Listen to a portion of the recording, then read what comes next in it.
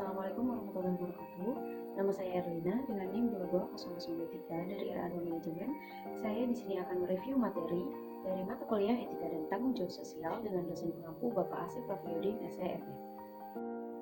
Untuk materi yang pertama yaitu mengenai bisnis yang beretika.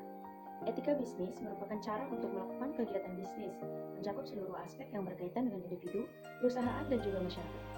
Etika bisnis dalam satu perusahaan dapat membentuk nilai, norma, dan perilaku karyawan, serta pimpinan dalam membangun hubungan yang adil dan sehat dengan pelanggan atau mitra kerja. Etika bisnis ini dapat menjadi standar bagi seluruh karyawan, termasuk manajemen, dan menjadikannya sebagai pedoman untuk melaksanakan pekerjaan sehari-hari dengan dilandasi moral yang luhur, jujur, transparan, dan sikap yang profesional. Selanjutnya, fungsi dari etika bisnis. Pertama, reputasi yang baik. Sebuah perusahaan yang mampu menerapkan etika bisnisnya dengan baik pasti memiliki citra yang baik pula. Nah, citra inilah yang nantinya menarik banyak pelanggan, sehingga perusahaan juga bisa berkembang sukses mencapai target. Kedua, meningkatkan kepercayaan. Perusahaan yang jujur akan mendapatkan banyak manfaat, dan salah satunya kepercayaan dari konsumen. Tiga, keuntungan yang maksimal. Penerapan etika bisnis yang tepat mampu meningkatkan loyalitas pelanggan sehingga perusahaan bisa mendapatkan keuntungan yang maksimal. Hal ini dikarenakan pelanggan telah percaya sepenuhnya kepada bisnis yang Anda jalankan. 4. Menjunjung moralitas. Moral selalu berkaitan dengan etika bisnis. Kedua hal tersebut akan memberikan dampak kepada perilaku dari para karyawan yang berdampak pada nilai perusahaan. Semakin baik moral karyawannya, maka akan semakin unggul perusahaan. Materi yang kedua yaitu pemangku kepentingan. Pemangku kepentingan atau stakeholder ini adalah individu, kelompok, atau pihak yang memiliki kepentingan dalam suatu organisasi, yang hasil tindakannya dapat mempengaruhi atau dipengaruhi oleh jalannya bisnis. Yang pertama ada stakeholder internal. Stakeholder internal ini adalah pihak yang memiliki kepentingan langsung dalam perusahaan. Seperti yang pertama ada pemilik perusahaan atau owner. Owner ini sebagai salah satu stakeholder utama. Owner atau pemilik bisnis memiliki peran yang besar bagi sebuah perusahaan. Umumnya, owner merupakan penanam modal tertinggi dalam sebuah bisnis yang dijalankan. Gagasan dan keputusan bisnis yang dimiliki oleh owner akan sangat berpengaruh terhadap arah kebijakan perusahaan ke depannya. Yang kedua ada karyawan. Karyawan juga termasuk dalam stakeholder internal. Ini disebabkan karena mereka berinteraksi dengan pelanggan, mendapatkan uang untuk menghidupi diri, dan memberi dukungan untuk operasi bisnis. Karyawan memiliki tanggung jawab untuk menjalankan fungsi manajerial, pengawasan, atau fungsi lainnya. Dengan demikian, dari usaha yang telah dilakukan, mereka menerapkan manfaat seperti insentif, pertumbuhan karir, dan kepuasan kerja. Yang ketiga ada pemegang saham. Dalam aktivitas bisnis, pemegang saham, kepala eksekutif, dan dewan direksi termasuk dalam internal stakeholder dari sebuah perusahaan. Biasanya mereka akan menjadi bagian penting terkait proyek besar yang dilakukan perusahaan seperti pengawasan, pemberi saran, dan pengambilan keputusan. Dengan kata lain, pihak yang memiliki pengaruh tinggi selain pemilik perusahaan adalah pemegang saham itu sendiri. Selanjutnya ada stakeholder eksternal. Stakeholder eksternal ini adalah mereka yang tidak secara langsung terlibat dalam perjalanan suatu bisnis, tetapi dapat mempengaruhi tindakan atau kebijakan yang akan diambil sebuah organisasi atau perusahaan. Beberapa contoh stakeholder eksternal adalah sebagai berikut. Yang pertama adalah pelanggan. Sederhananya, pelanggan adalah pihak yang memiliki produk dari sebuah bisnis. Dalam hal ini, setiap pelanggan tentu berharap agar para pelaku usaha dapat menciptakan produk dengan layanan yang baik, serta berkualitas tinggi. Maka dari itu, memperhatikan kebutuhan pelanggan merupakan salah satu faktor penting yang menunjang keberhasilan sebuah bisnis. Yang kedua, supplier atau vendor. Arti dari supplier atau pemasok adalah pihak yang menjual bahan baku untuk diproduksi sebuah bisnis. Tanpa adanya pihak pemasok, perusahaan tidak bisa melakukan produksi. Oleh karena itu, penting bagi perusahaan untuk menjaga hubungan dengan supplier. Selanjutnya yang ketiga yaitu pemerintah. Instansi pemerintah juga dapat dianggap sebagai stakeholder dalam bisnis. Pasalnya mereka adalah bagian dari kelompok yang mengatur segala macam regulasi. Dalam hal ini, tanggung jawab pemerintah adalah mengatur undang-undang yang dapat memengaruhi bisnis dan perusahaan. 4. Masyarakat umum. Walaupun tidak terlibat langsung, tentunya masyarakat umum sangat amat akan berpengaruh dengan berbagai aktivitas bisnis, mulai dari aspek penciptaan lapangan kerja, pembangunan ekonomi, kesehatan, hingga keselamatan. Ketika perusahaan skala besar masuk atau keluar dari komunitas kecil, akan muncul dampak langsung yang signifikan terhadap pekerjaan, pendapatan, dan pengeluaran di suatu daerah. Kemudian ada peran dan tugas dari stakeholder. Secara umum, peran dan tugas stakeholder ada 5. Berikut ini adalah tugas dan peran tersebut. Yang pertama, mengarahkan manajemen. Yang kedua, mendukung keuangan. Dan yang ketiga, bantuan dalam pengambilan keputusan. 4. Menjalankan operasional perusahaan. Dan yang kelima, tanggung jawab sosial. Materi yang selanjutnya yaitu globalisasi dan etika bisnis. Yang pertama adalah pengertian globalisasi. Globalisasi adalah suatu proses yang terjadi di mana dunia saling terhubung dan saling bergantung pada satu sama lain. Proses ini meliputi pertukaran informasi, informasi, teknologi, dan barang secara global. Globalisasi telah membawa dampak signifikan pada berbagai aspek kehidupan termasuk dunia bisnis. Salah satu dampak positif dari globalisasi adalah terbukanya peluang bisnis yang lebih luas. Seiring dengan terhubungnya dunia, maka semakin baik juga pasar yang dapat dijangkau oleh para pelaku bisnis. Namun, dampak negatif dari globalisasi juga tidak bisa diabaikan, seperti persaingan yang semakin ketat dan ketidaksetaraan dalam distribusi kekayaan. Untuk mengatasi dampak negatif globalisasi, maka perlu adanya upaya untuk memperhatikan etika dalam berbisnis. Yang kedua yaitu selanjutnya pengertian etika bisnis. Etika bisnis memastikan bahwa bisnis yang dijalankan dengan cara yang benar dan adil, tidak hanya demi keuntungan, tetapi juga manfaat sosial dan lingkungan. Etika bisnis mencakup berbagai aspek seperti kejujuran, integritas, tanggung jawab sosial, dan penghormatan terhadap hak asasi manusia. Perilaku bisnis yang etis akan menjadikan bisnis lebih bertanggung jawab dan dapat dipercaya terhadap konsumen dan masyarakat luas. Di era globalisasi, etika bisnis menjadi perhatian yang semakin penting karena bisnis tidak hanya beroperasi di lingkungan lokal, tetapi juga dalam skala global. Selanjutnya, globalisasi dan etika bisnis. Globalisasi dan etika bisnis mempunyai keterkaitan yang sangat erat. Di era globalisasi, persaingan bisnis global menjadi semakin ketat dan terbuka. Hal ini menjadikan penting bagi para pelaku bisnis untuk beretika dalam berbisnis agar dapat bersaing secara sehat dan berkelanjutan. Etika bisnis yang baik akan membuat suatu perusahaan semakin dapat dipercaya dan mempunyai reputasi yang baik di mata konsumen dan masyarakat. Hal ini akan berdampak pada pertumbuhan bisnis dan keberlangsungan bisnis dalam jangka panjang.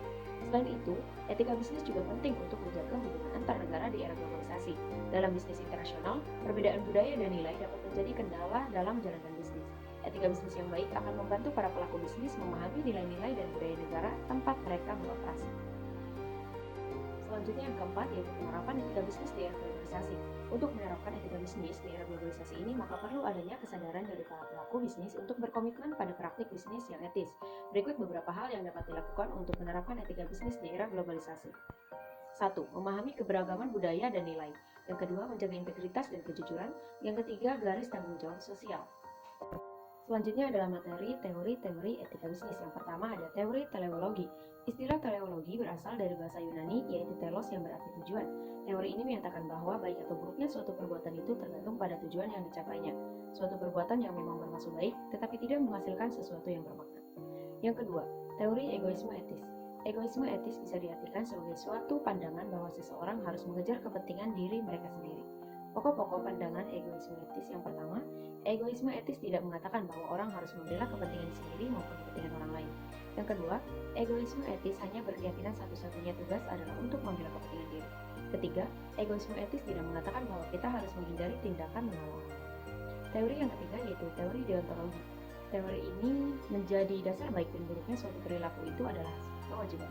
Suatu perbuatan itu baik dan karena itu kita wajib melakukannya. Sementara perbuatan itu buruk, maka dilarang bagi kita. Teori ini menegaskan baik atau buruknya suatu perilaku itu tidak dinilai berdasarkan dampak yang ditimbulkannya, tetapi kewajiban. Selanjutnya teori hak. Teori hak ini adalah pendekatan yang paling banyak dipakai untuk mengevaluasi baik buruknya suatu perbuatan atau perilaku. Sebetulnya teori hak merupakan suatu aspek dari teori deontologi. Yang kelima, teori keutamaan. Teori yang memandang sikap atau akhlak seseorang. Keenam, teori teonomi. Teori etika teonomi dilandasi oleh filsafat Tristan yang mengatakan bahwa karakter moral manusia ditentukan secara hakiki oleh kesesuaian hubungannya dengan kehendak Allah. Selanjutnya adalah relevansi. Setiap orang lahir dan dibesarkan dalam suatu lingkungan keluarga dan masyarakat dengan tradisi, nilai, dan ajaran-ajaran moral tertentu. Tradisi, nilai, dan ajaran-ajaran moral tersebut sering diterima begitu saja sebagai warisan dari nenek moyang yang tidak perlu dan bahkan tidak boleh dipertanyakan. Materi selanjutnya yaitu tanggung jawab sosial perusahaan dan audit. Pengertian audit pertanggungjawaban sosial merupakan suatu proses di mana organisasi dapat menentukan kewajaran kinerja sosial mereka, melaporkan dan mengembangkan kinerjanya. Audit pertanggungjawaban sosial mengukur dampak sosial dan perilaku relasi perusahaan. Audit pertanggungjawaban sosial diharapkan dapat dipergunakan untuk menilai dampak sosial dari kegiatan perusahaan, mengukur efektivitas program perusahaan yang bersifat sosial, dan melaporkan sampai seberapa jauh perusahaan memenuhi tanggung jawab sosialnya. Selanjutnya, keuntungan audit pertanggungjawaban. Yang pertama, melibatkan stakeholder dalam organisasi. 2. Meningkatkan tanggung jawab kepada stakeholder utama. 3. Memberikan garis besar yang berguna untuk aktivitas perusahaan. 4. Menyediakan kepercayaan pada hasil akuntansi pertanggungjawaban sosial. 5. Pengukuran untuk beberapa perluasan mengamati dampak sosial organisasi. Dan yang keenam, menstimulus timbulnya praktek yang jujur, dibutuhkan waktu dan usaha dari organisasi. Selanjutnya, hambatan audit pertanggungjawaban. 1.